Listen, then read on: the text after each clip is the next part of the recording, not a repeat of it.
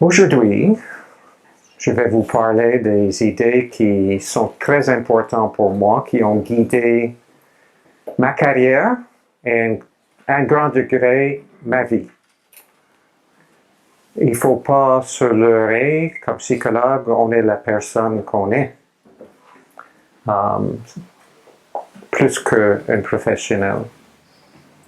Et si j'ai choisi le rôle de psychologue, la profession de psychologue, est-ce que vous m'entendez? Oui? OK. S'il y a des problèmes à ce niveau, laisse-moi savoir, parce que ma voix ne porte pas tant que ça, même avec les aides.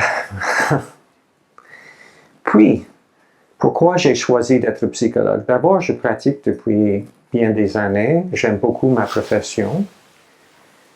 Et je pense qu'inconsciemment, c'était pour régler certains de mes problèmes. Régler, c'est un grand mot, parce que est-ce qu'on règle vraiment des problèmes? Je pense qu'on apprend mieux de vivre avec soi-même. Et ça, c'est toujours le but. C'est le but que j'ai pour moi-même et pour mes clients et nécessairement pour vous. Nous avons tout notre bagage,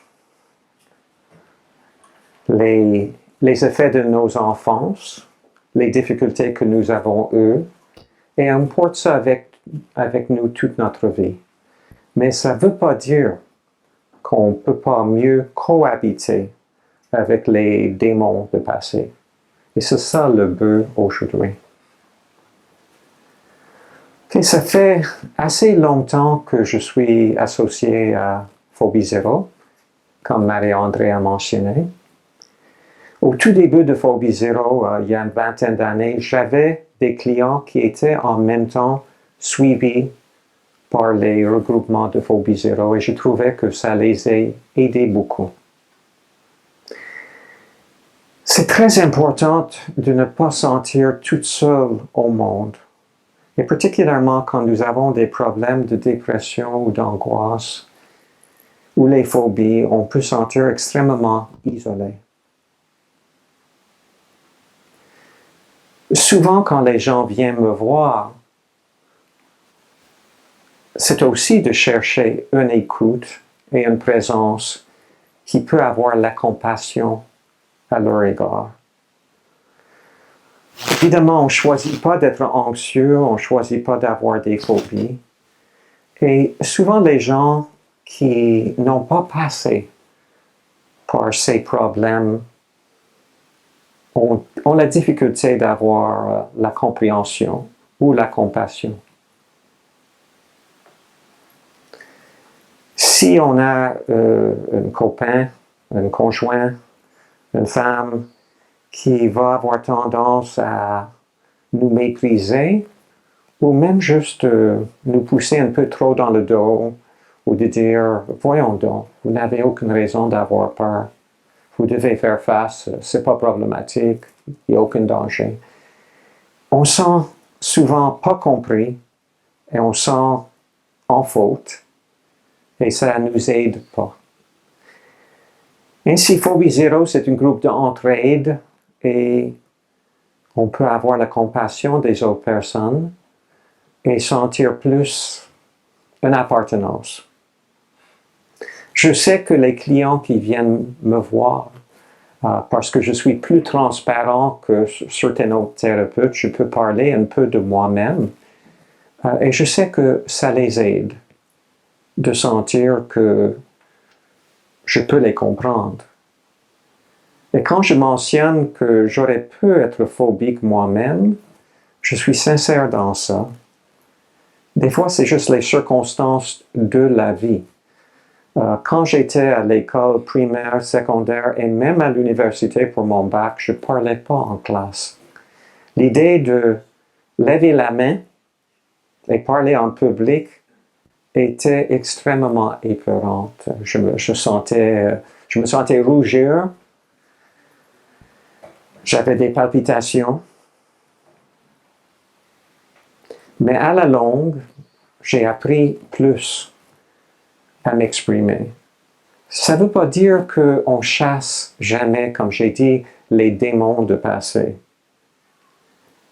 Si je manquais confiance en moi-même à l'époque, je ne dirais pas que je suis la personne qui a le plus de confiance en moi-même maintenant. Mais j'utilise ma compréhension de moi-même, ma compréhension du monde, pour me pousser dans le dos, pour faire face. Je suis assez à l'aise, et même très à l'aise, quand je parle avec les groupes de Phobies-Zéro. Pourquoi? Parce que je parle des choses qui me tiennent à cœur. Parce que je suis moi-même. Si j'étais ici pour répéter quelque chose que quelqu'un d'autre a écrit dans un livre, je n'aurais pas la même aisance. Et je pense que ça c'est vrai pour beaucoup de gens qui sont portés vers l'angoisse et la phobie. Un désir d'être conséquent à nos idées, d'être vrai. J'ai déjà eu un jeune client qui était phobique pour aller au centre-ville. Il ne pouvait pas prendre le métro, mais il chantait dans un groupe de rock et il pouvait chanter devant des milliers de personnes. Pourquoi? Parce qu'il voulait chanter.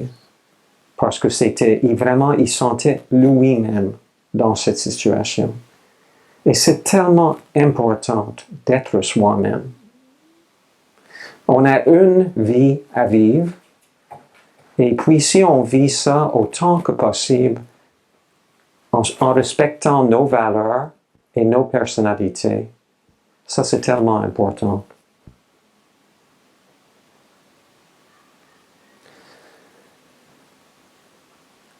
Juste aujourd'hui, j'ai vu une cliente qui vient de sortir d'une relation qui l'écrasait pas mal. Et c'est un artiste peintre. Et il vient de recommencer à faire la peinture. Qui avait laissé tomber pour la relation.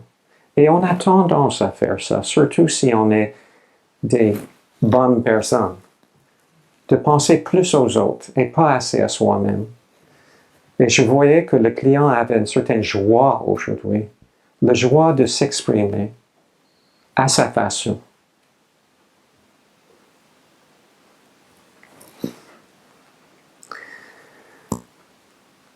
Maintenant, je vais vous présenter mes grandes lignes de pensée qui, comme j'ai dit, guident mon travail et ma vie autant que possible. D'abord, on se traite comme on était traité. Ça veut dire que, comme enfant, on apprend beaucoup de choses très vite. Les enfants sont brillants.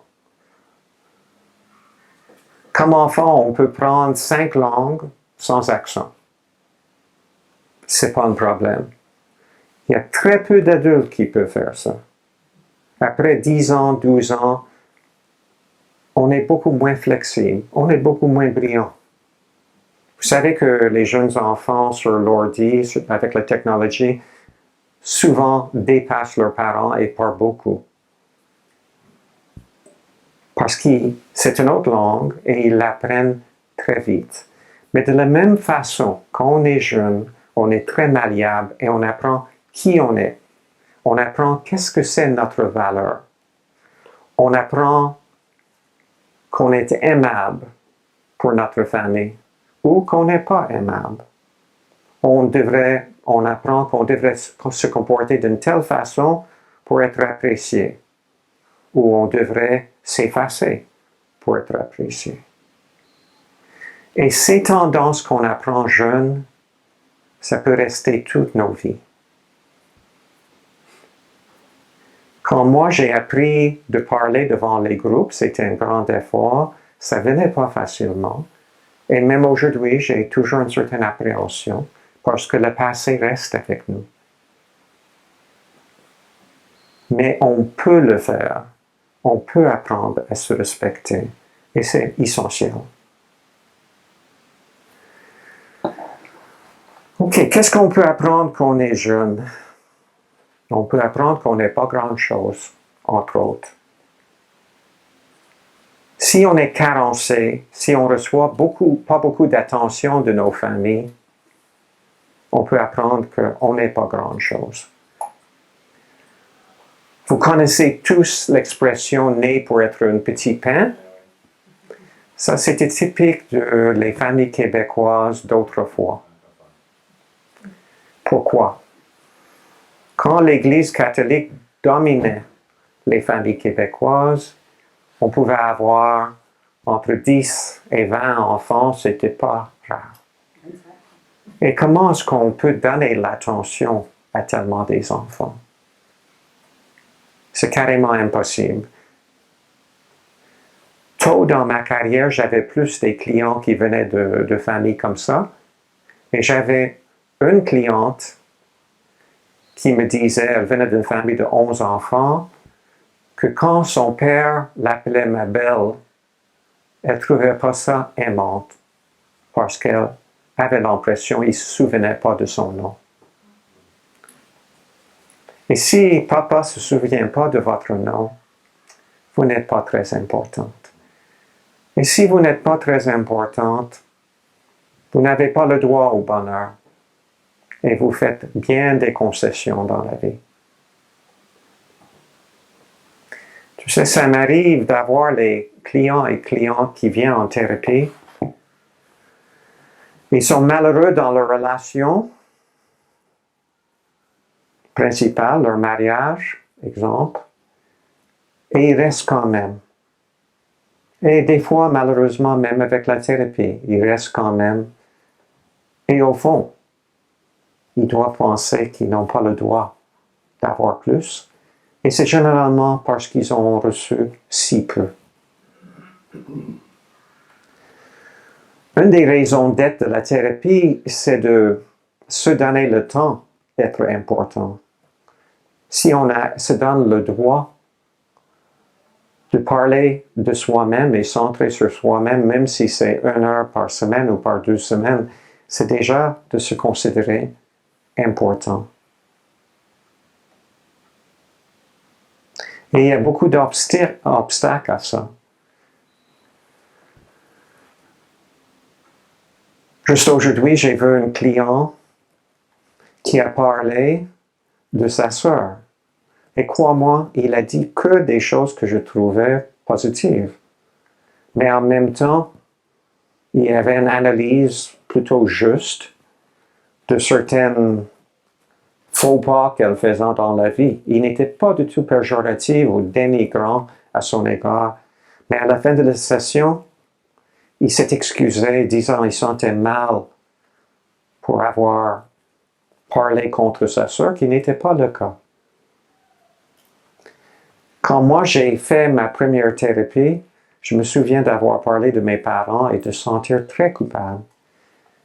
Mais le but de la thérapie, c'est pas de descendre d'autres personnes, mais c'est de comprendre qui on est et pourquoi on a certaines difficultés.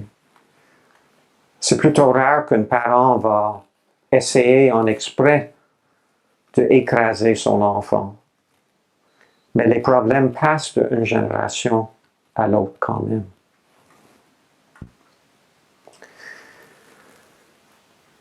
Si on est abusé quand on est enfant, on va avoir la tendance de s'abuser.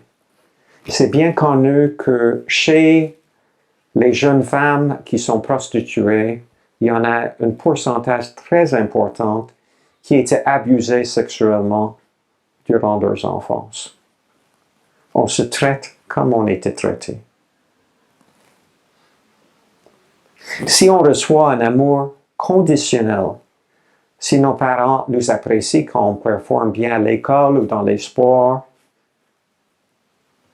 c'est mieux que rien, mais on peut être dans le piège d'être obligé à toujours performer, toujours gagner le droit d'un peu d'amour ou un peu de respect envers soi-même.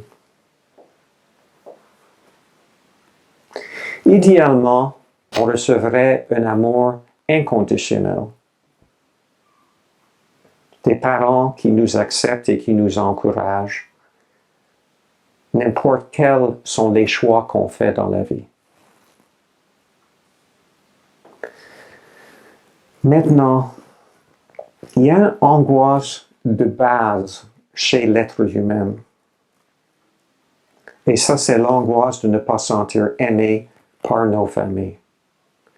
Et ce que je vais vous expliquer aujourd'hui, c'est les défenses qu'on développe pour survivre nos enfances. De sentir consciemment rejeté par nos parents, abandonné par nos parents, de vivre constamment la colère ou la tristesse peut être vraiment intolérable. Et ainsi, jeunes, comme j'ai dit, les enfants sont brillants. Jeunes, les enfants apprennent des moyens de vivre ou de déformer la réalité pour survivre. Et je vais parler de 4 défenses très répandues chez l'être humain. Et je sais que vous allez chacun parler de vous, mais pensez à vous-même quand je parle de ça. C'est humain. Et c'est certain, on peut tomber un peu dans toutes les catégories. Le but, c'est pas d'être parfait. Le but dans la vie, c'est de s'assumer. Il y a plus de chances que les autres vont nous aimer tel qu'on est si on s'aime en partant.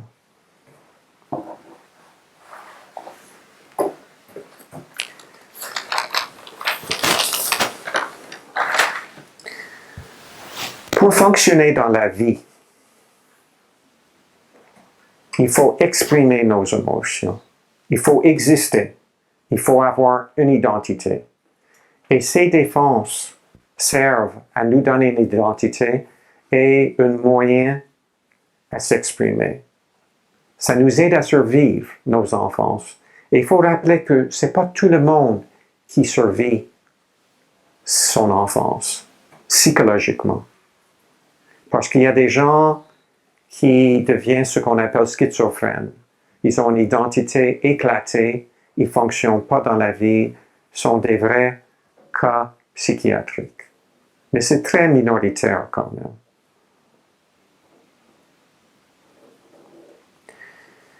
Première défense qui est presque universelle, c'est la compulsivité.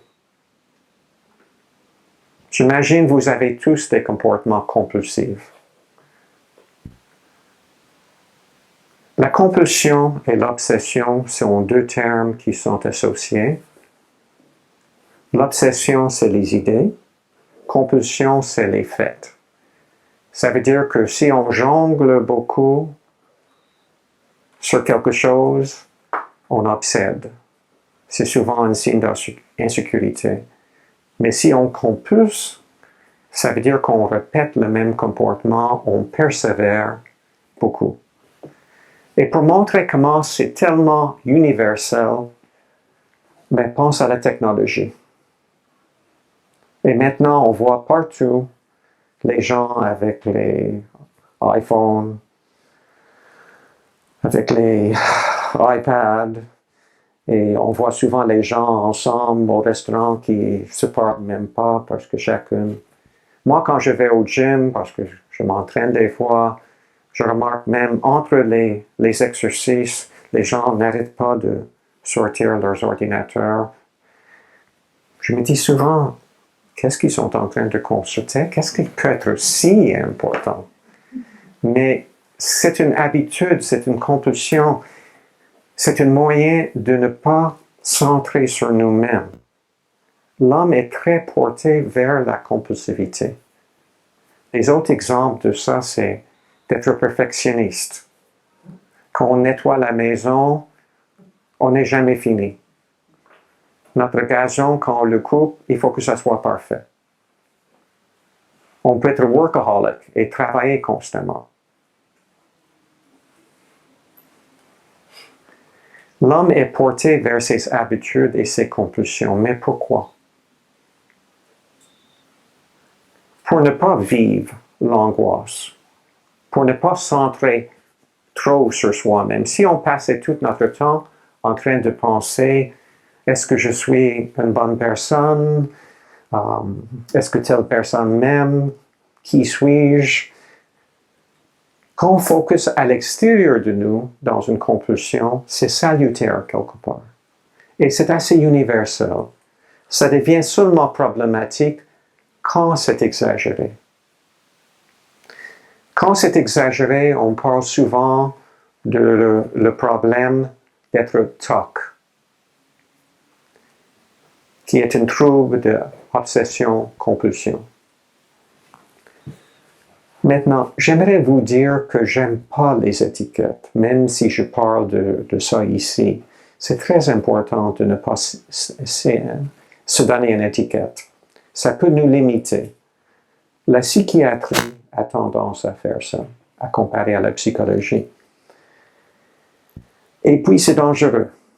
On a tous des moments où on devient plus compulsif. Il y avait une période dans ma vie qui était très stressante. J'ai vécu la maladie et la mort de mon père et en même temps d'un copain très proche. Et j'alternais entre les hôpitaux pour une période de plusieurs mois. Dans cette période-là,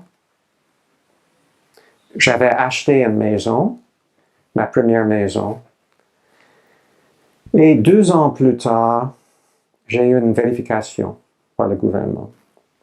Toujours un plaisir. Anyway, j'avais rien fait d'illégal. Il fallait tout simplement que je sorte les factures pour les réparations, etc. Mais une couple d'années plus tard, quand je regardais la manière que je me suis organisé avec les factures, je réalisais jusqu'à quel degré j'étais mal en point durant la période de la mort de mon père et de copains. Parce que ce que je faisais, je prenais une facture comme ça, je le pliais, je prenais une autre facture, quand j'avais une deuxième, je l'attachais au premier avec de scotch tape, etc. Ainsi, je n'avais pas une enveloppe avec des reçus, j'avais des boules de papier dur. Et il fallait que j'enlève ça pour la vérification. OK. Je vois des gens qui rient. Je trouve ça assez risible aussi. Ça fait aucun sens. Mais dans mon haut niveau d'anxiété, j'étais porté vers beaucoup plus de compulsivité. Pour autant, je ne me considère pas un malade mental. Okay? Mais la vie est très stressante. On ne sait jamais qu'est-ce qui va arriver. C'est peut-être une bonne chose. Mais le niveau de tout problème émotionnel, ça monte durant une période de stress. Quand il y a une guerre, il y a beaucoup plus de dépression, beaucoup plus de suicide. Et l'humain est fragile. OK. La compulsion, par contre, jusqu'à un certain degré, est salutaire. Ça nous aide à fonctionner, c'est valorisant. Et on a des récompenses. Si on travaille bien, peut-être on va réussir mieux dans notre travail et être apprécié. Ça devient seulement problématique quand ça nous rend dysfonctionnels ou quand c'est trop fort.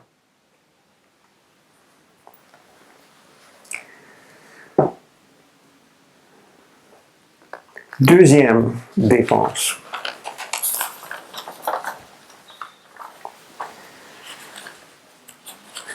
La deuxième défense dont je vais parler, c'est l'agressivité passive.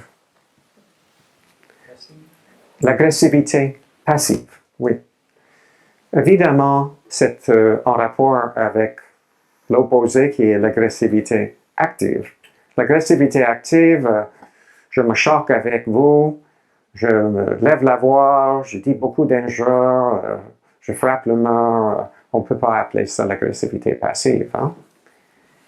L'agressivité passive, c'est un peu comme un genre d'expression de colère en douceur par la passivité, comme un genre de vengeance. L'exemple que auquel je fais référence le plus fréquent, c'est l'enfant à l'école, avec des parents qui sont très impliqués dans les études de l'enfant. Trop impliqués. Peut-être les parents sentent que le succès de leur enfant est un reflet de leur rôle comme parents. Ils sont trop impliqués émotionnellement. Et ils aident leur fils ou leur fille après l'école avec le devoir, mais d'une façon stressée et stressante, et peut-être harcelante. L'enfant va être nerveux, il risque à moins bien performer. Le parent devient peut-être agressif ou impatient à son égard, et ça devient une situation tout à fait déplaisante. Mais comme j'ai dit, l'enfant a besoin de retenir son identité et d'exprimer ses émotions. Qu'est-ce que l'enfant fait avec sa colère? Il peut le sentir consciemment ou souvent il le sent inconsciemment. Et ça, c'est toujours dangereux de ne pas le sentir directement. Mais ça peut être réenacté par son comportement. Et qu'est-ce que l'enfant fait? Il se désintéresse à l'école. C'est une belle vengeance, inconsciente. Les parents sont harcelants, les parents ne sont pas aimants, les parents le critiquent, l'abaissent. S'il continue à performer et essayer de réussir dans ses études, il devient un petit robot, un esclave, pour faire plaisir à ses parents. Ainsi, potentiellement, il perd son identité. Quelle excellente manière de regagner son identité et de faire souffrir ses parents à son tour. Il peut sentir que les parents n'ont pas respecté ses frontières. Frontière, c'est la distance entre une personne et une autre. Ils ont entré le territoire de l'enfant. Ils ont possédé le territoire. Et l'enfant peut sentir, ah, le succès à l'école, c'est pas pour moi. C'est pour mes parents. Ainsi, je n'ai pas besoin de réussir. Ainsi, c'est un moyen de se venger, d'exprimer la colère et retenir l'identité. Malheureusement, qu'est-ce que l'enfant fait? À court terme, peut-être ça soulage à un certain niveau. À long terme, l'enfant se désintéresse à l'école et peut-être ça va affecter toute sa vie. Parce que peut-être il va arrêter à l'école. Il a cédé une partie de son identité, quelque part, de sa personne, pour se venger. Mais en même temps pour retenir son identité. Il y a beaucoup d'autres exemples de l'agressivité passive. Il y a des exemples qui sont relativement bénins, comme par exemple d'oublier les rendez-vous, de toujours arriver en retard. Je crois qu'il y a des gens qui font ça ici. Ou on peut tout simplement être lunatique, être dans la lune, être distrait. Si on est éduqué dans une famille où on sentait qu'on n'était pas écouté, et il y avait beaucoup de gens qui parlaient, et peut-être nos parents nous surmenaient, quelle excellente manière de s'échapper de tout ça que d'être dans la lune. Et quand les gens parlent, on écoute plus ou moins. Et c'est tellement bien appris, on ne fait pas ça en exprès. Évidemment, il y a toujours des conséquences. Hein? C'est-à-dire que ça déplaît aux autres et ça peut rebondir dans nos relations et causer des problèmes. D'autres exemples de l'agressivité passive. y a toutes les habitudes, disons, nocives, l'alcoolisme, le gambling,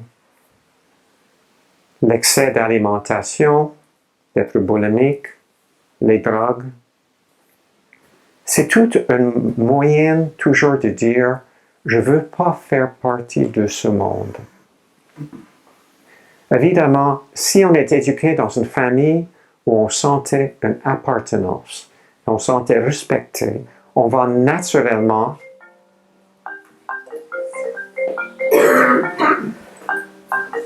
est-ce que je pense que c'est bon? Mauvaise timing.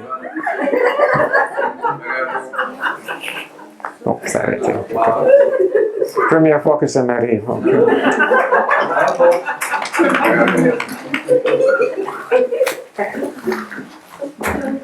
Est-ce que j'ai levé la main? Non, ça fonctionne. OK. Puis, il y a toujours une conséquence. Hein? Comme je disais, si on fait partie d'une communauté, si on sent qu'il y a l'amour dans notre famille, on va naturellement vouloir participer. C'est la chose la plus naturelle au monde. Mais si on est traité avec un mépris, si nos parents nous disent d'une façon agressive et méprisante de, disons, faire la vaisselle, c'est certain qu'on ne va pas vouloir le faire. Et c'est certain qu'un enfant va développer une tendance passive-agressive. Et comme j'ai dit, l'alcool, la drogue, c'est une manière de fuir la réalité, de quitter de la communauté, de dire que la société n'est pas gentille, je m'en vais. C'est pas simplement ça, parce qu'évidemment, ça enlève la douleur aussi. Ça donne un moment de répit. Mais on est en train de se faire de mal avec une certaine but de se faire de bien. Et ça aussi, c'est passif-agressif. Les problèmes de nourriture, spécifiquement boulimie, quand on mange en excès, c'est bien connu, c'est pour impacter nos émotions. Encore, souvent, quand nous avons un problème d'alimentation, on ne réalise pas à quel degré on est choqué ou blessé par un événement, mais on tourne tout de suite vers la nourriture pour impacter nos émotions. Et en même temps, pour se donner une récompense. Le monde est méchant, j'ai le droit à manger. Une voix inconsciente qui nous dit ça.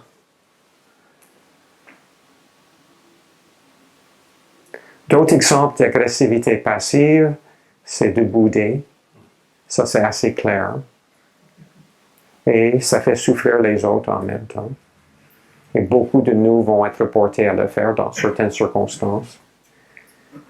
Et l'ultime exemple de l'agressivité passive est le suicide. Le suicide, de prendre sa propre vie. Pas toujours. Dans le sens que si on est très, très souffrant émotionnellement ou physiquement, on a une maladie, il n'y en a pas de futur dans la vie, on peut suicider sans que ce soit un geste passif-agressif. Mais quand quelqu'un a comme but de communiquer à l'autre, à la famille, à d'autres personnes en général, maintenant ils vont savoir comment j'ai souffert et comment ils auraient dû plus m'aimer. Si ça c'est le but de suicide, c'est très passif-agressif. Mais c'est terrible de sacrifier notre vie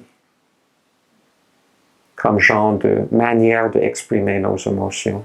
Mais en même temps, c'est bien humain.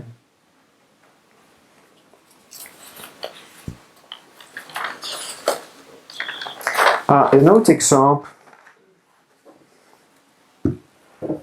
qui est très typique, et c'est vraiment typique, à un tel degré que je parle chaque semaine avec quelques personnes de leur difficulté de persévérer.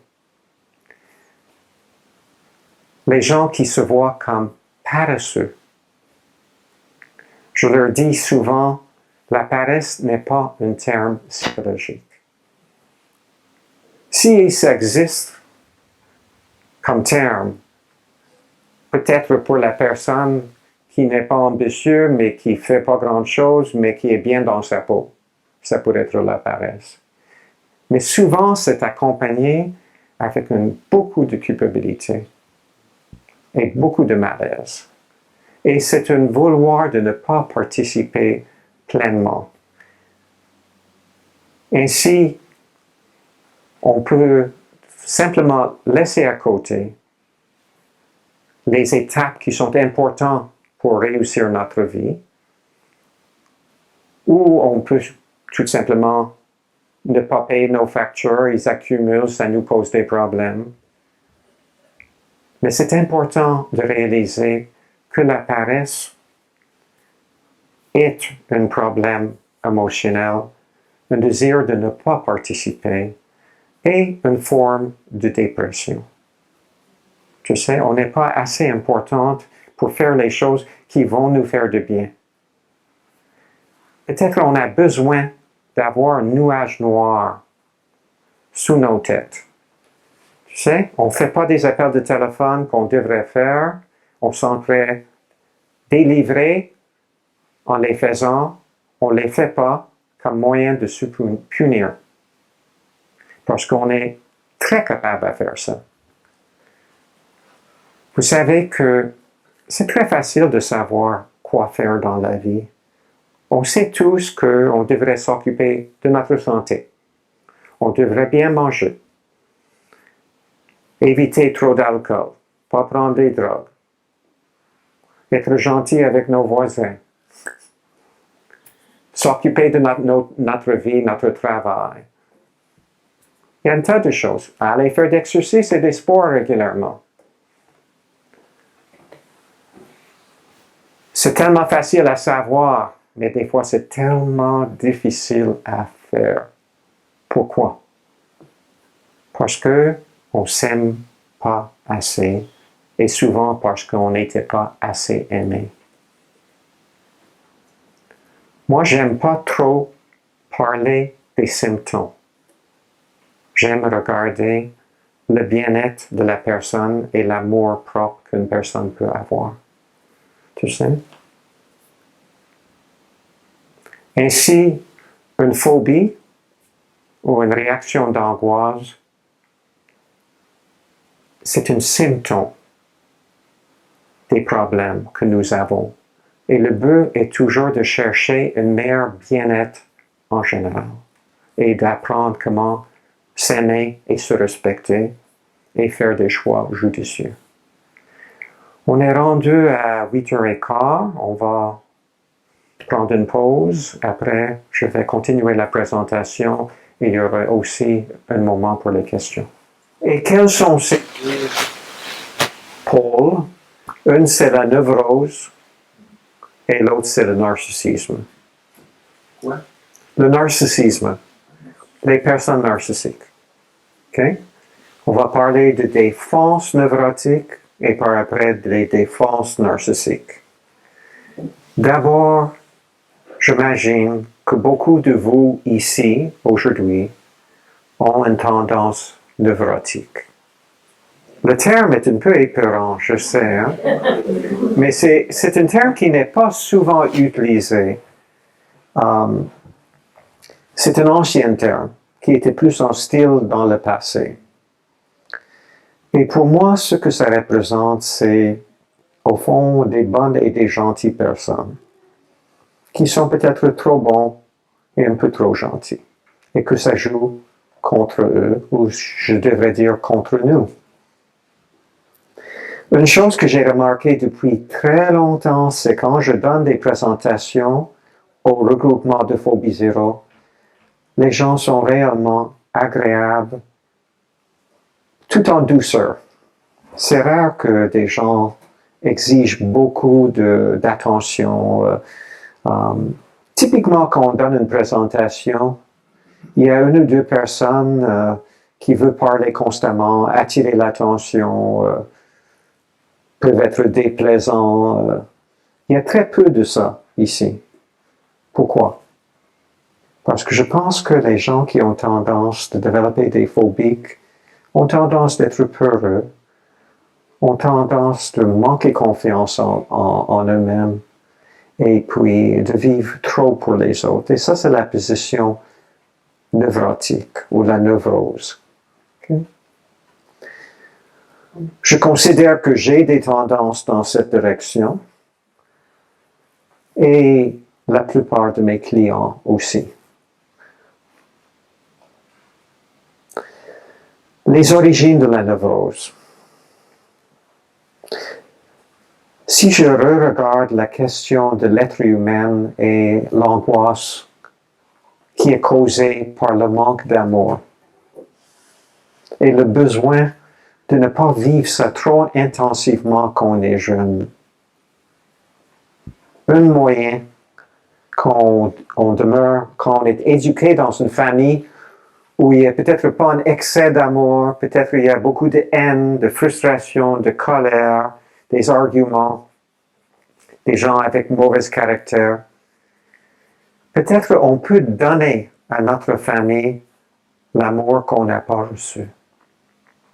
Et ça, c'est souvent le cas avec la personne névrotique.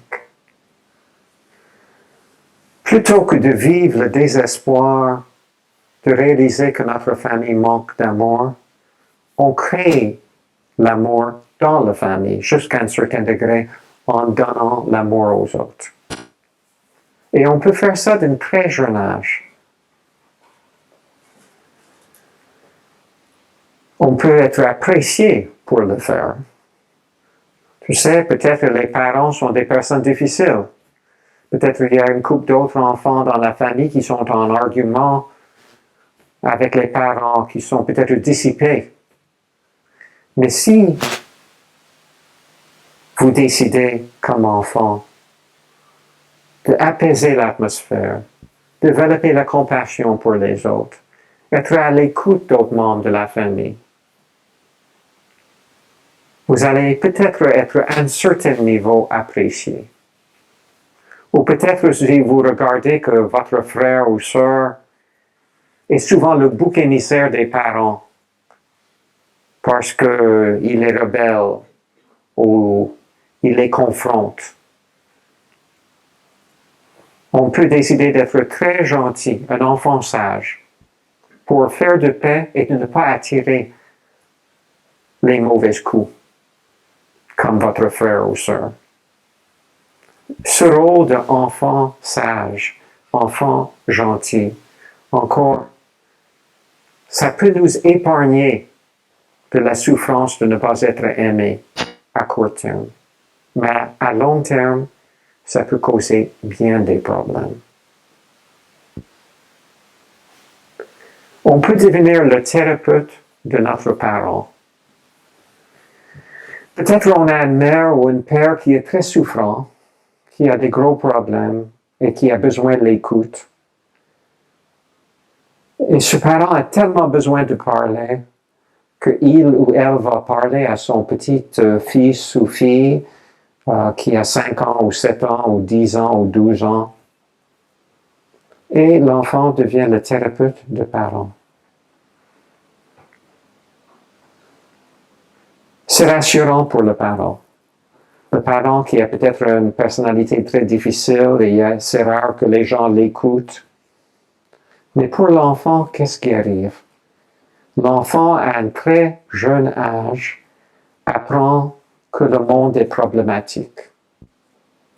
Ils sont concernés par la souffrance de son père ou de sa mère. Il apprend peut-être qu'il y a des problèmes médicaux dans la famille, les problèmes financiers, les problèmes relationnels. Et tous ces problèmes sont mis sur ses petites épaules à un très jeune âge. Ils perdent la joie de chaque enfant, que chaque enfant devrait avoir. L'enfance devrait être une période de réjouir de la vie, d'avoir du plaisir, la spontanéité, la joie, les jeux. Mais quand on sait que papa et maman ont des problèmes, quand on prend ce rôle de rassurer la famille ou améliorer la famille, c'est énorme. Et on peut continuer de prendre les mêmes responsabilités toutes nos vies.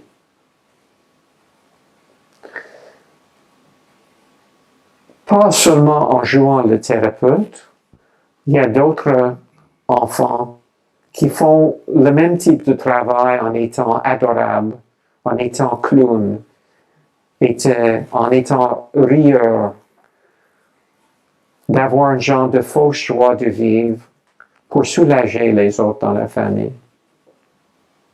Ainsi, on peut être très agréable pour les autres et cacher notre propre souffrance.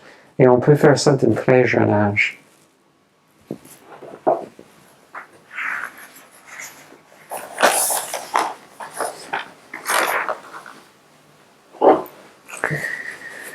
Je vais vous nommer les traits typiquement neurotiques. Et j'imagine que vous pouvez vous identifier à au moins certains de ces traits. Le désir de faire plaisir. Vous savez qu'il y a certains gens, vous avez sûrement remarqué les gens, qu'on leur demande une question. Est-ce que vous pourrez... On demande l'aide. Et avant qu'on finisse la phrase, ils ont dit non. Il y a d'autres personnes plus neurotiques qui vont dire oui trop automatiquement. Vont vouloir faire plaisir. Vont céder le territoire ou faire les choses qu'ils ne veulent pas faire. D'être trop concerné par les autres. D'être une éponge pour les problèmes des autres. Tu sais, je remarque qu'il y a beaucoup de gens neurotiques qui n'aiment pas suivre les nouvelles parce que quand on regarde les nouvelles de 5 heures, c'est tellement des choses horribles qui arrivent dans le monde que c'est insupportable de voir ça.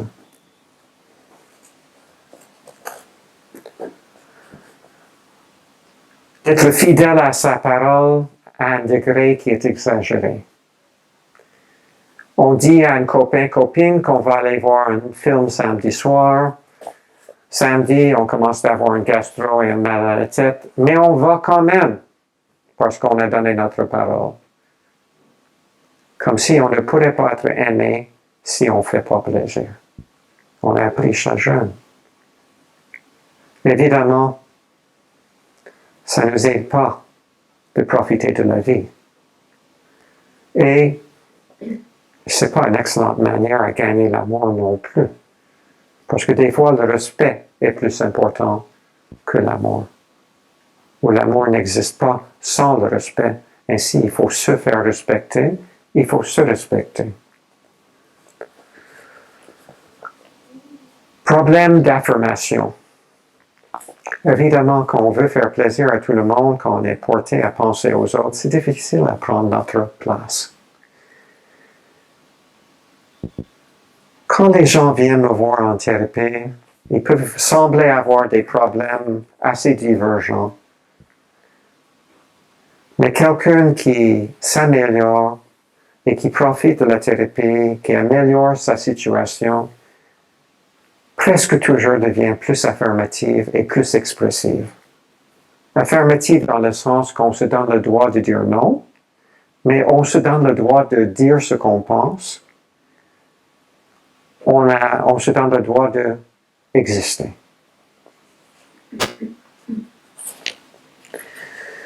Souvent, les gens névrosés manquent confiance en eux-mêmes, malgré qu'ils peuvent avoir des qualités énormes.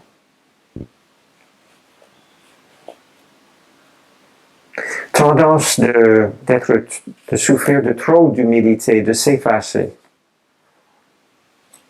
Souvent l'impression d'être un imposteur.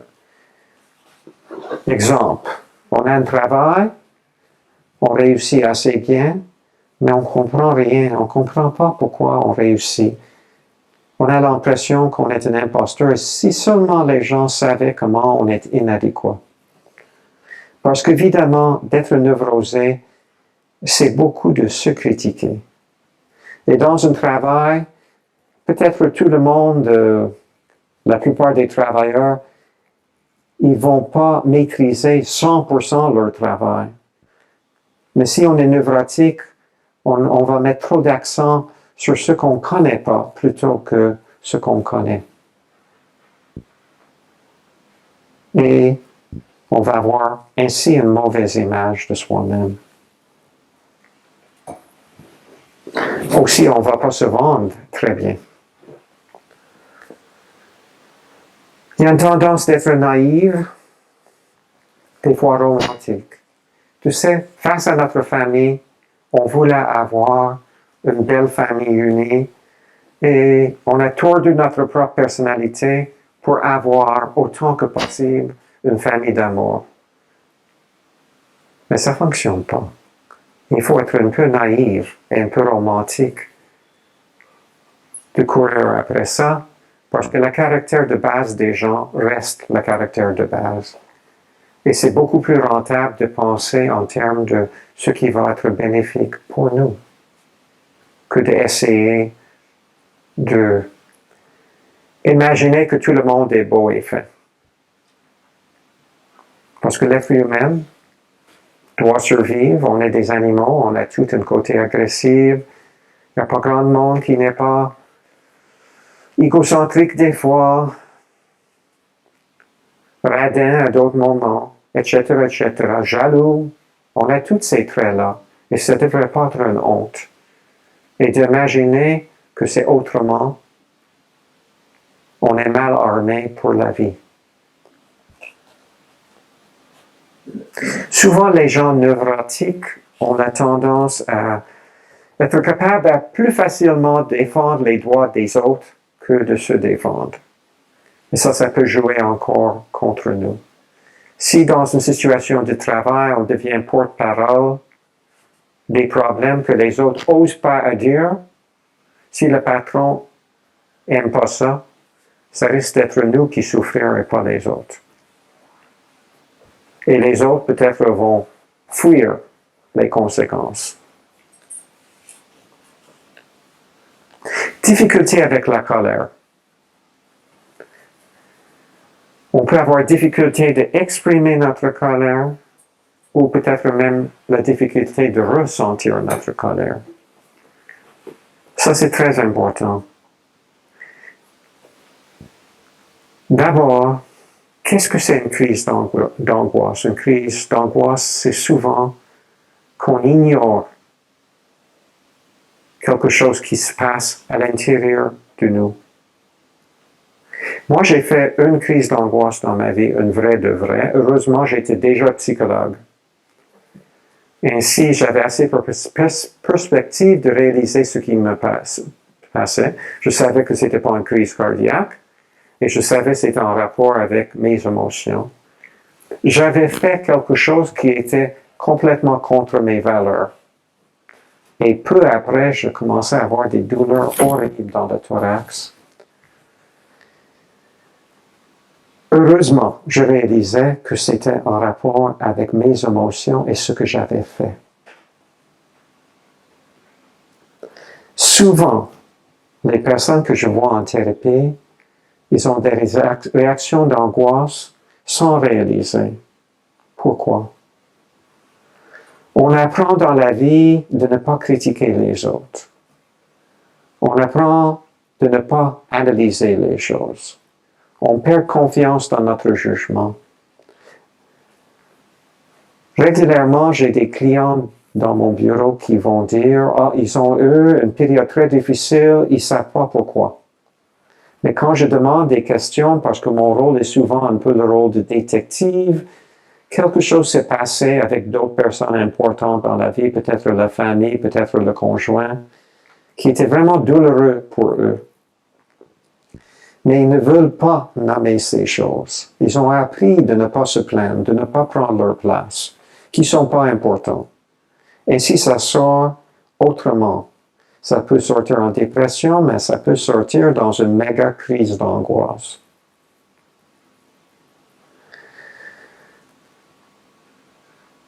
Pourquoi les gens deviennent phobiques? Souvent, on regarde les situations où on est phobique. Okay. D'abord, si on a une crise d'angoisse et ça se passe dans un restaurant, on peut associer la crise de l'angoisse au restaurant quand ça n'a rien à faire avec le restaurant. Et on peut éviter des restaurants. Certainement, on peut faire ça dans une situation comme le métro, un embouteillade dans la circulation. Quand on est en train de faire une fausse association.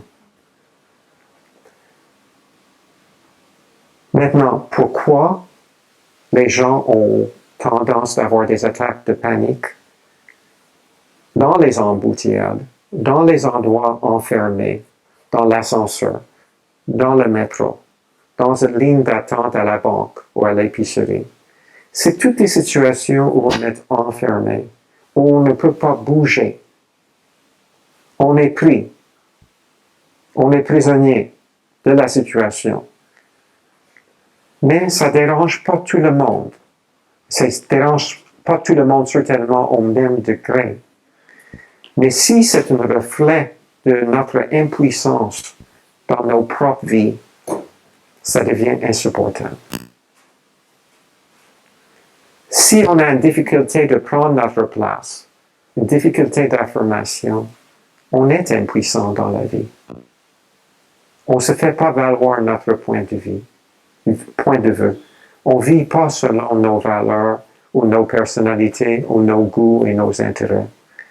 Ainsi, on vit une impuissance et c'est reflété dans ces situations-là. Et le but, c'est toujours de prendre notre place.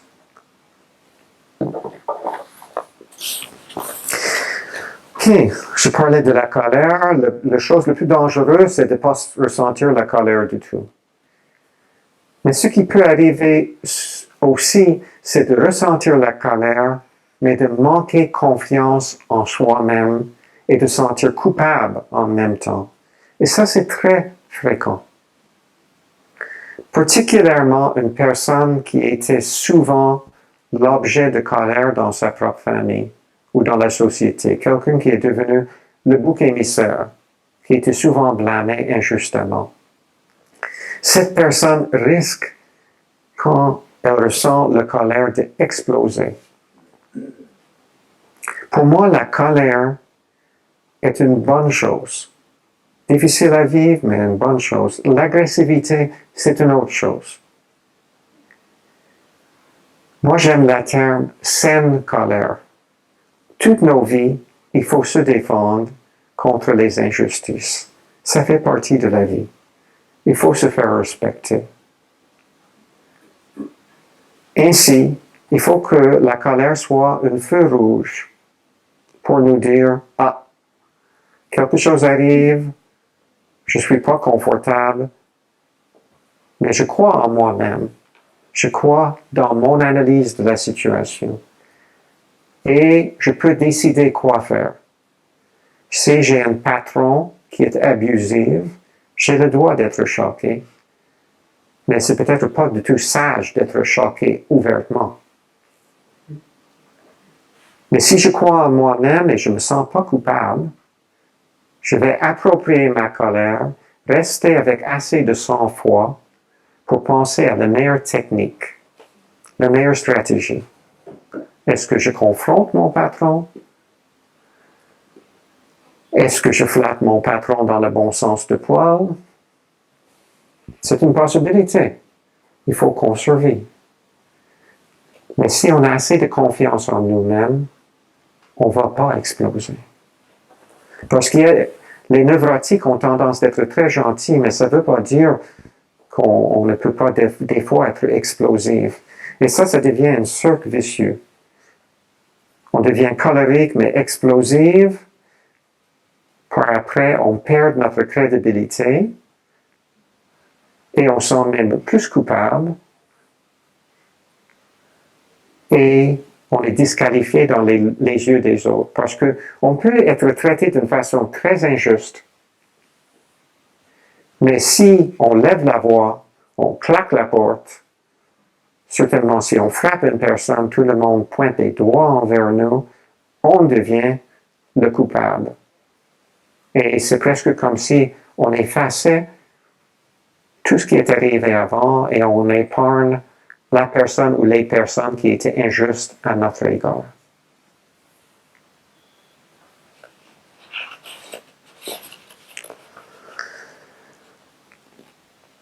La personne névrotique a la difficulté de s'affirmer et exprimer la colère, et quand il ou elle exprime la colère, il a la tendance à penser qu'il est agressif, même quand il n'était pas nécessairement agressif.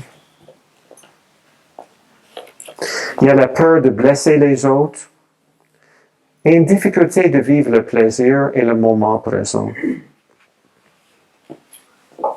Quand on n'a pas eu une jeunesse de liberté, quand on était dévoué aux autres, on a appris l'esprit de devoir très jeune. Et après, on peut vivre notre vie comme un besoin toujours de gagner notre place. Il faut performer pour exister. Ainsi, l'idée d'avoir du plaisir, mais on ne le mérite pas. Certainement, si c'est prolongé à travers le temps. Ainsi, on commence à obséder sur toutes les choses qu'on devrait faire, même si ce n'est pas vraiment nécessaire de les faire.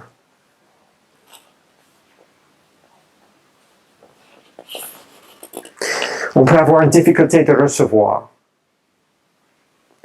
Tu sais, planifier une partie de fête pour quelqu'un qui est bien névrosé, surtout de chanter dans un restaurant avec des chandelles et tout le monde qui s'implique peut être très gênant pour une personne qui a la difficulté de recevoir.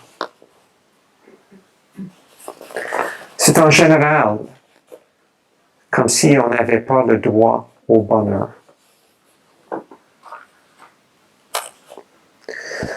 Un exemple extrême de l'attitude névrotique, j'ai déjà eu un client que quand il était adolescent, il était assez écrasé par sa famille autour de la table de salle à manger avec sa famille. Il essayait de ne pas respirer trop d'oxygène. OK? Ça, c'est l'extrême exemple de ne pas vouloir prendre ta place. Laissez la place aux autres.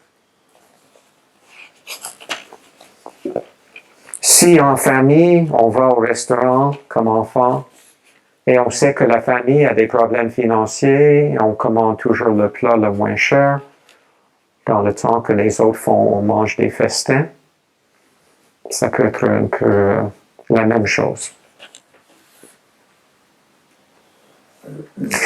J'ai vu des clients que chaque fois qu'ils achètent quelque chose pour eux-mêmes, ils sont obligés d'acheter pour leurs frères et sœurs la même chose. Ça aussi. J'ai eu récemment un client qui parlait beaucoup de sa femme de ménage. Il a la même femme de ménage pour plus que 25 ans. Et dans ses propres mots, il la déteste. Mais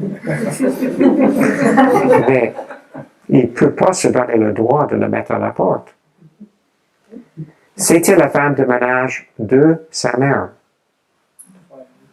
Et elle est devenue un peu copine de la mère.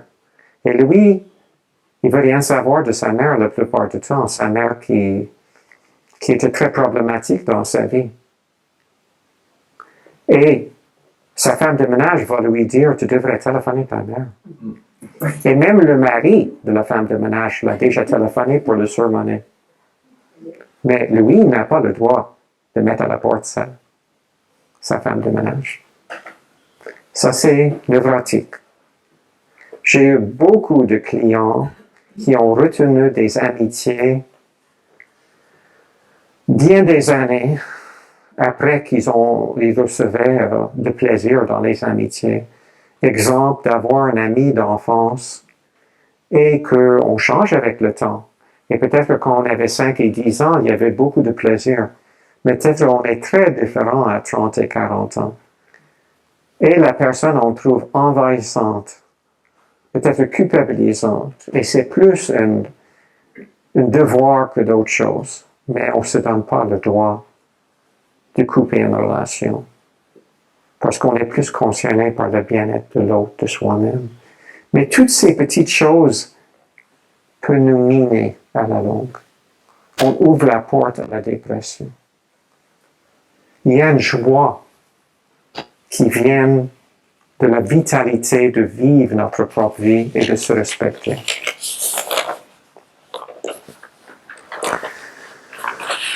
Okay. Finalement, je vais entrer dans la dernière catégorie, la personne narcissique. À bien des niveaux, la personne neurotique et la personne narcissique sont des opposés. Okay? La personne neurotique a faussé sa réalité en voyant sa famille comme plus gentille qu'ils sont et a donné beaucoup d'amour à sa famille et à d'autres personnes. Et c'est salutaire à court terme, mais comme je vous ai montré, ça devient problématique à long terme. La personne narcissique a toute une autre approche. C'est une personne qui fausse la réalité. Il n'est pas concerné, dans un certain sens, par ce qu'il a vécu jeune, parce qu'il l'a effacé à un grand degré en se donnant une fausse image. La définition dans le dictionnaire de le narcissisme, c'est un amour ou une admiration morbide de soi-même. Okay? On est très tourné vers soi-même et notre image. La définition psychiatrique, c'est une personne qui utilise les autres comme objet pour arriver à ses fins. Autrement dit, une personne qui entretient des relations très, très utilitaires. Une chose très importante que je dois mentionner, c'est que quand je dis que c'était salutaire pour moi de devenir psychologue, c'est que, évidemment, dans une carrière, on voit toutes sortes de personnes. Et on voit des personnes qui sont très différentes que nous. Et puis, je me souviens très tôt dans ma carrière, quand j'étais stagiaire, j'ai vu une jeune femme qui était une étudiante à l'université, qui semblait parfaitement, à mon avis, normale, comme toi et moi. Mais on parlait dans une entrevue des choses peut-être assez prenantes, ses relations avec sa famille, ses émotions. La semaine suivante, elle se souvenait de rien, mais strictement rien. Et il y a des gens qui effacent et qui déforment la réalité systématiquement pour survivre. Et c'est certain que les personnes narcissiques font ça. Le terme narcissique, ça vient de la légende grecque. Narcisse était un beau jeune homme à l'époque où les miroirs se manquaient. Autrement dit, la seule façon qu'il pouvait admirer son image, c'était de se regarder dans le lac. Et il passait ses journées en train d'embrasser son image dans l'eau et il s'est noyé. Et ça, c'est vraiment l'image de le narcissisme. Si les narcissiques ont des problèmes avec la société, c'est qu'ils sont aveuglés par leur besoin de déformer leur image de eux-mêmes.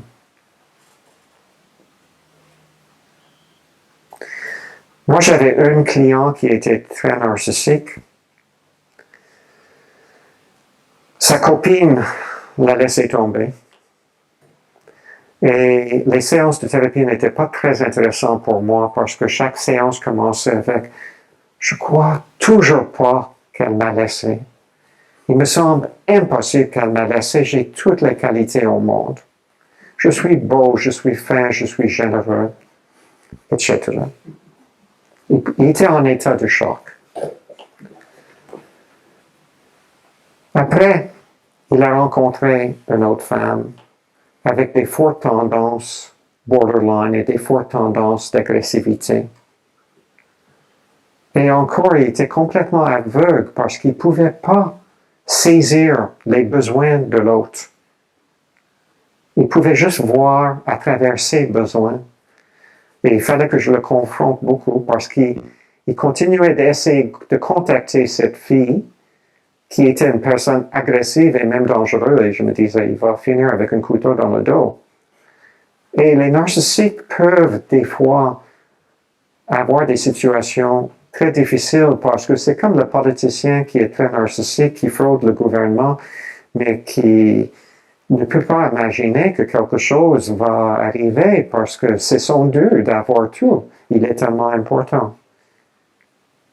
Et il ne voit pas la réalité de toute la situation. Et il tombe profondément en dépression et il se suicide quand il est en prison. Mais généralement, les narcissiques, ça ne s'arrive pas nécessairement.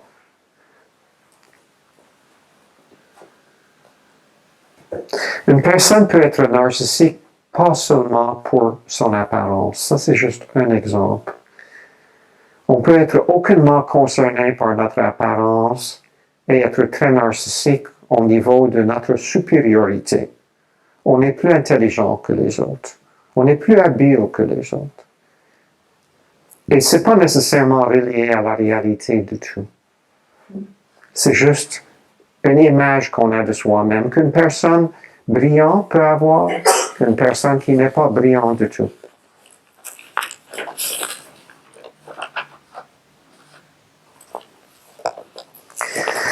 Les causes de le narcissisme, ça peut être inconsciemment un genre de vengeance. On peut avoir la personne qui a vécu beaucoup de rejet dans son enfance, mais qui est ambitieux et qui devient un patron ou une patronne, et qui oblige ses employés à devenir un peu amis. Autrement dit, abuser de ses pouvoirs de cette façon. Un peu comme une vengeance. Hein? Autrement dit, maintenant j'ai le pouvoir et vous allez être obligés de socialiser avec moi. Ça, c'est une forme de narcissisme inconscient. Aujourd'hui, on parle beaucoup de l'enfant roi et c'est un autre type de narcissisme quand on a appris jeune qu'on est le centre de l'univers. Et il y a beaucoup de mes collègues, comme moi aussi, comme psychologue, qui parlent de nouvelles problématiques, des jeunes aujourd'hui de 20 ans qui sont pas bien préparés pour la vie parce que maman et papa ont tout fait pour eux et ils ont appris jeunes qui sont très, très, très spéciaux. Et ils tombent dans la vie et on ne peut pas être que spécial et les portes ne s'ouvrent pas automatiquement pour nous.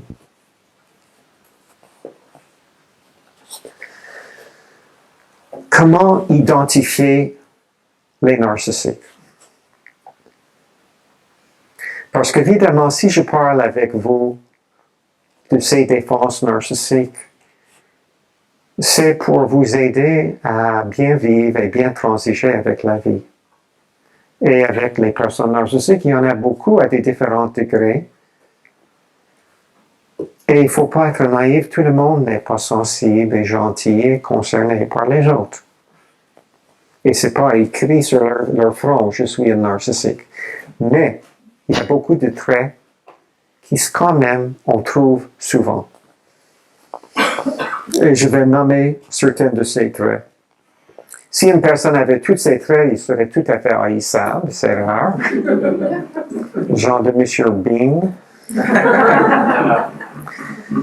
Tous ces comportements que je vais mentionner démontrent un besoin, une recherche d'attention qu'on trouve beaucoup chez la personne narcissique, le besoin de dominer et le manque de frontières.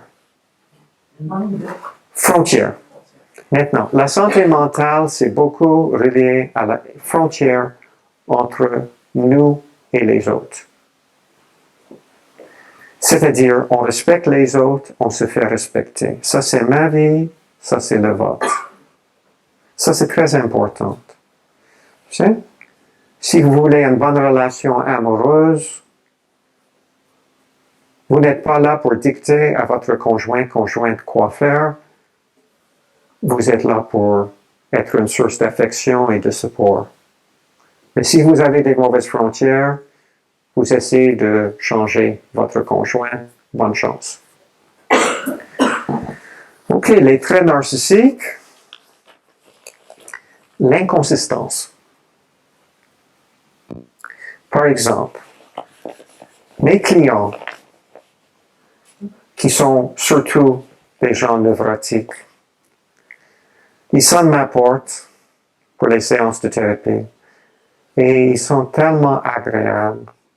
Et c'est seulement qu'on s'assoit ensemble que je vais savoir qu'ils ont eu des semaines désastreuses parce qu'ils sont concernés par les autres.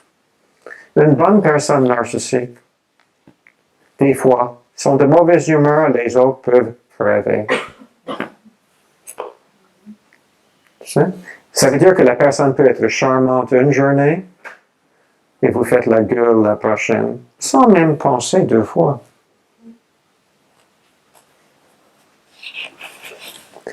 L'inconsistance dans les idées. La personne narcissique veut toujours, probablement inconsciemment, se montrer supérieur aux autres et à soi-même, à elle-même. Ainsi, il y a une tendance à contredire. Si on dit noir, ils vont dire blanc. Si on dit blanc, ils vont dire noir. Parce que l'important, ce n'est pas la véracité de l'idée ou leur vraie croyance. Le besoin, c'est de se montrer supérieur.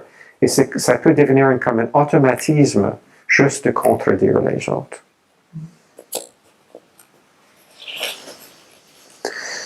Des fois, il y a des comportements qui sont plutôt artificiels, comme ils jouent des jeux, un peu comme d'être dans la théâtre. Une certaine artificialité. La personne québécoise qui parle à la française pour se donner des airs. La personne qui veut se montrer une bonne personne, très comme il faut, et chaque fois qu'un de nos amis, notre parenté est à l'hôpital, on fait certain de visiter pendant 10 minutes et de partir aussi vite que possible.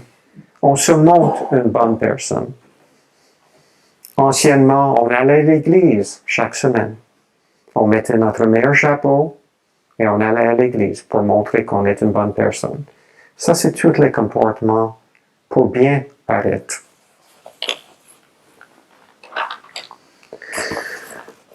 Pas tous les narcissiques, mais un certain nombre sont assez charmeurs. D'être charmeur, c'est quoi? De séduire les autres, de charmer les autres. C'est des fois les gens qui veulent être aimés, mais qui ne sont pas vraiment capables à aimer à leur tour.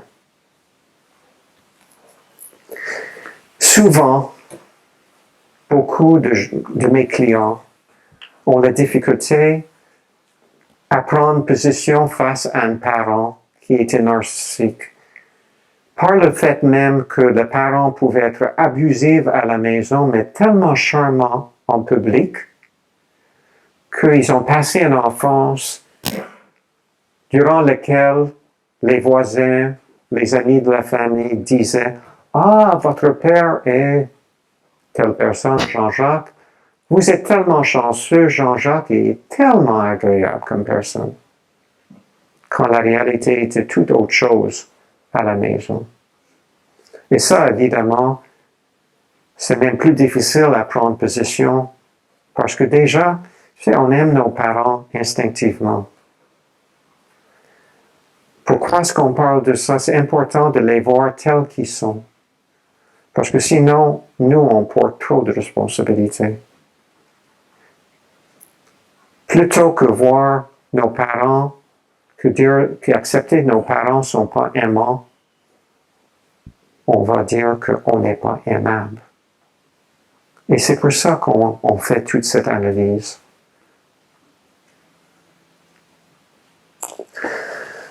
Une autre caractéristique de narcissique, d'être ce que j'appelle bulldozer, d'être très exigeant, très demandant.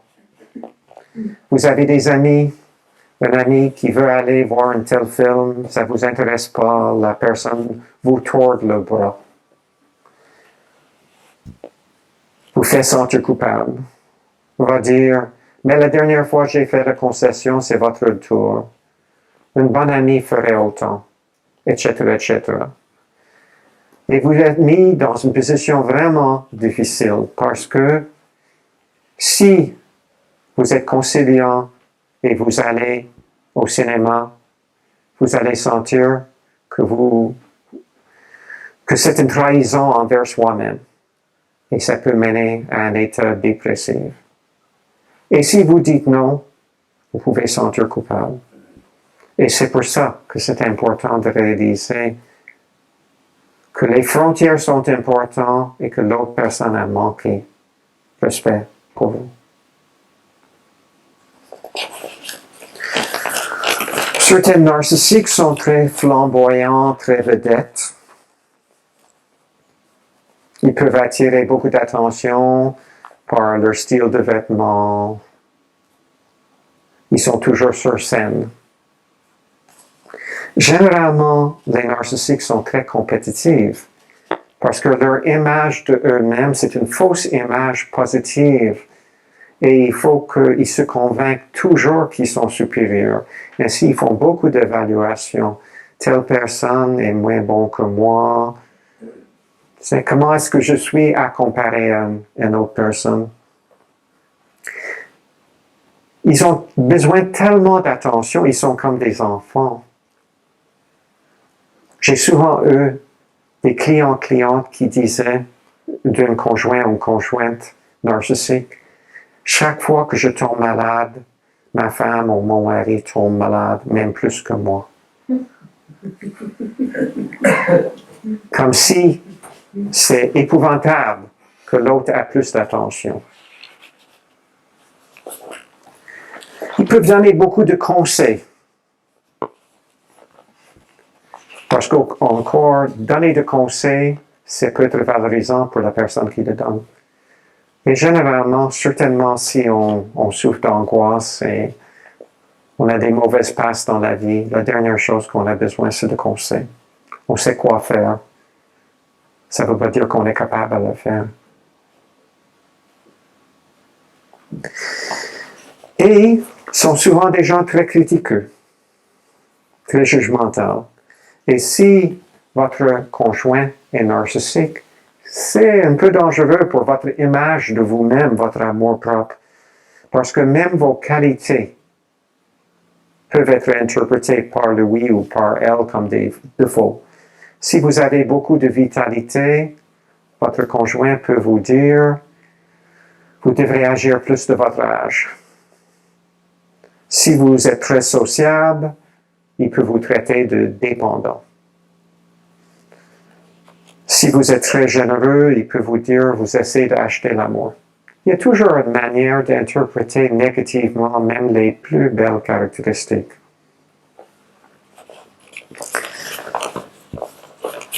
Et j'ai remarqué finalement qu'ils peuvent être très moralistes. Facile à juger les autres sans se regarder. Mais juger les autres, c'est aussi une manière de monter notre image. Tu sais, les personnes qui n'ont pas fait grand-chose avec leur vie, mais qui critiquent constamment la société. Ça peut être un autre exemple. Le cœur du narcissisme, c'est une difficulté de rapprochement.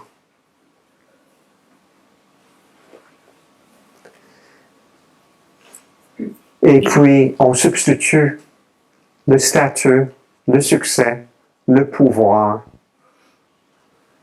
comme raison d'être, parce qu'on est incapable d'aimer.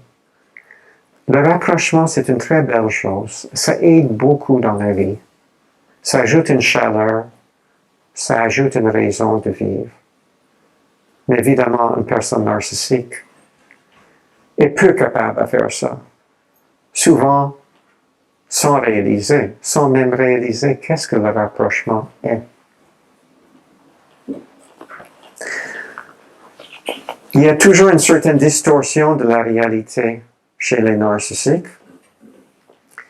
Ainsi, essaye pas de gagner un argument, parce que la personne est peut-être pas toute là, dans le sens que la personne narcissique déforme la réalité.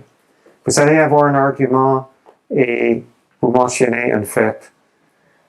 Vous avez dit telle chose à tel moment. J'ai jamais dit ça, vous êtes tellement méchant. Ça, c'est typique. Ça sert à rien d'argumenter avec un narcissique. Et certainement, éviter le biais des émotions. Ils ont un problème très fondamental et de base avec leurs émotions. Attendez pas qu'ils vont avoir la compassion pour vous. Mais si vous posez des limites, ils peuvent avoir plus de respect pour vous. Ils sont beaucoup comme des enfants. Et leur image de monde est très polarisée. Ça veut dire qu'ils ne voient pas les choses dans le gris, mais plutôt dans le noir ou blanc. Ainsi, les gens sont très méchants ou ils sont merveilleux et gentils. Et vu qu'ils ont cette image, c'est très difficile de transiger avec eux. Parce que le moment que vous mentionnez quelque chose de négatif qu'ils ont fait, vous êtes en train de les pousser de le côté ange à le côté diable. Et ils réagissent comme un diable dans l'eau bénite. Ils deviennent comme furieux, ils sentent que vous êtes un monstre et qu'ils sont très attaqués. Ils ont un fort côté paranoïaque. Parce qu'ils sont dans une position tellement fragile. Cette fausse image positive est tellement fragile et irréaliste. Et c'est pour ça qu'il évite de vrais contacts émotionnels. Évidemment, ils sont les pires candidats pour la thérapie. Les pires. Et, ça c'est un message à vous autres, il faut les manipuler. Manipuler, c'est un terme qu'on n'aime pas. C'est pas idéal dans les relations de manipuler les autres. Mais on est naïf de penser qu'on peut toujours dire la vraie chose et ouvrir notre cœur et arriver à une compréhension et un consensus. Parce que certainement, avec les personnes narcissiques, on ne peut pas faire ça. Malheureusement, souvent, une combinaison très typique en relation romantique, c'est personnalité dépendante et personnalité narcissique. Ils forment des couples souvent. Pourquoi? Mais une personne narcissique a besoin d'adulation. Une personne neurotique ou dépendante manque confiance en elle-même. Une personne narcissique, quand elle est en forme, a l'air d'avoir résolu tous les problèmes du monde. D'être vraiment dans son assiette, d'avoir une emprise sur sa vie. Et puis, il est très attirant. Il n'est pas déprimé, il est le fun. Et si cette personne narcissique t'a choisi comme conjointe, mais il est magnifique. Ainsi, vous êtes magnifique pour être son conjoint parce qu'il ne serait jamais avec une personne ordinaire. Ainsi, vous êtes deux vedettes ensemble. Et c'est merveilleux au début. On flotte dans l'air. Mais le moment qu'il y a un problème, la personne narcissique ne peut pas supporter d'être confrontée. Et dans n'importe quelle relation, il y a des frictions et des problèmes. C'est normal dans les relations d'avoir des confrontations, des arguments. Ça vient avec la vie. Mais à ce moment, les problèmes commencent. Et finalement, j'aimerais nommer un danger que je trouve très, très important, que j'ai vu souvent dans ma vie et dans ma clientèle. Et ça, c'est Quand il y a un narcissique ensemble avec une personne neurotique et la personne narcissique est très exigeante, et la personne narcissique, neurotique qui aime faire plaisir, commence à céder de territoire et faire toutes sortes de choses pour l'autre. Et ça devient une relation vraiment déséquilibrée, où tout le monde est perdant. Parce qu'avec les narcissiques, il faut toujours poser des limites. Et si on peut les poser sans accusation, sans émotion, si on peut dire non, gentiment, des fois même avec l'affection. Tu sais, on peut donner un bec sur le joue de quelqu'un et dire non. Ça, c'est la manipulation des fois, parce qu'on n'a pas envie de le faire. Mais on le fait et ça passe bien mieux. Vous savez que j'ai un peu d'expérience.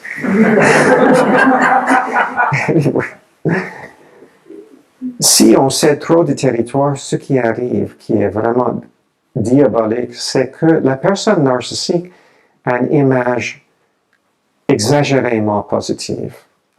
Et si la personne neurotique cède de territoire, fait tout le ménage, travaille pour les deux, donne son argent, à la longue, la personne narcissique